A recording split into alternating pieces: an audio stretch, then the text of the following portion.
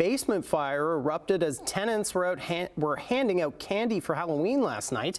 No one was hurt, but the deputy fire chief in that city saying it's a good reminder to have a fire escape plan in case of an emergency. Sean Cowan has more. The Brantford Fire Department was back on scene today investigating, trying to determine how a basement fire started at this home on Drummond Street.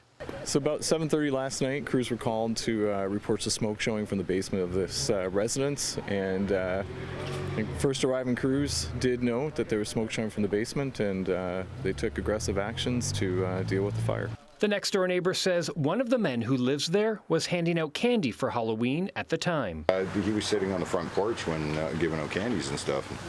And then we turned around, I took my dog in, and he went into the house to try and get the dogs, but he couldn't get in, so I just kept him from going back in.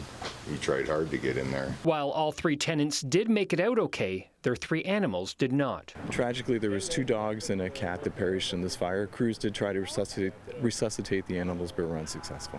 The deputy chief says this is a reminder to never go back inside for animals and to always have a fire escape plan and a meeting place.